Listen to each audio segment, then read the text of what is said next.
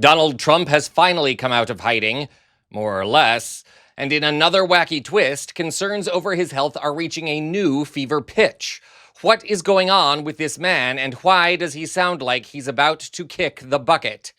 Welcome to Occupy Democrats. I'm David Reddish.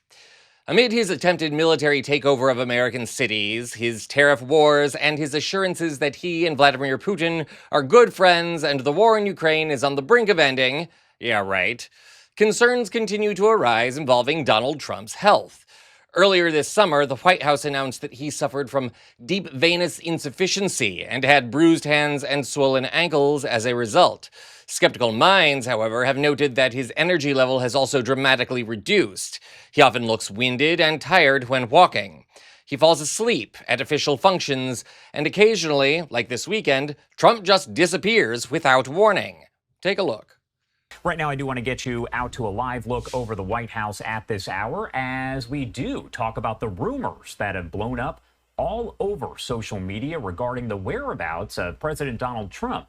The White House saying he is completely fine. Take a look right here at what I'm talking about. This shows the trending topics there on Twitter or X. Now, over the last several hours, there have been several variations of hashtag Where is Trump? The reasoning is that the president is normally in front of the cameras near daily, making some kind of remarks and taking questions from reporters. His last real public appearance was a televised 3-hour meeting with his cabinet. We showed that to you here on Live Now from Fox. That was on Tuesday.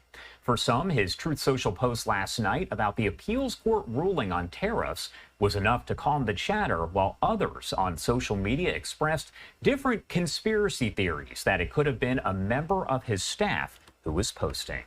Well, this morning, take a look as Barack Ravid over at Axios posted a short time ago on social media, clearing up any rumors saying that he has talked with those in the know, and President Trump is just fine. Here is Ravid's post right there, simply saying, quote, "A U.S. official tells me Trump is okay. We'll play golf later this morning."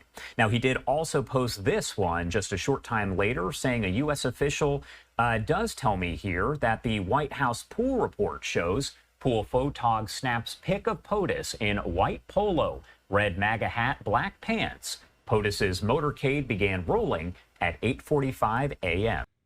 You know, I've said it before and I'll say it again now. If the White House saying, "Don't worry, he's alive," is the best they can do to quell rising anxieties over Trump's fitness for office, we're in big trouble, though not as much as his administration. Why speculate on who is running the show if Trump is incapacitated? Getting there. Stick around. Earlier today, the White House announced Trump would be returning to the public eye today to make a special announcement. The Pentagon already leaked it by accident. He's relocating Space Command from its logical spot in Colorado, adjacent to NORAD, to Alabama for some reason. So much for the surprise, right?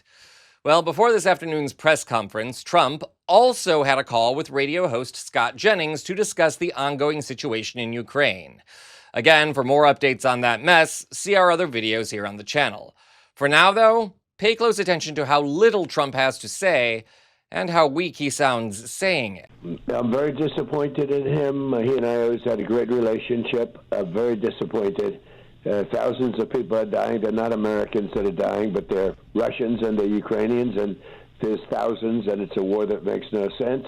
And it would have never started if I were president, and that's what bothers me even more, because the election was totally rigged, and it's a shame. We'll see what happens, but I'm very disappointed in President Putin, I can say that, and we'll be doing something to help people live. You know, it's not a question of Ukraine. It's help people live. 7,000 people are dying every single week, soldiers mostly. But 7,000 people.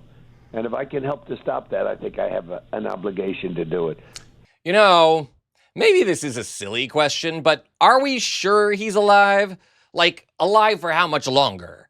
He sounds awful there. Sickly, low energy, confused, and lethargic. Which again begs the question, what is really going on with Donald Trump's health and who is running the show?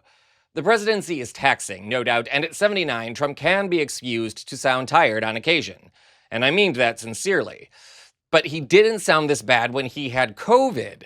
This man is not well, and the White House is engaged in a cover-up, hiding the real truth of his condition from the American people.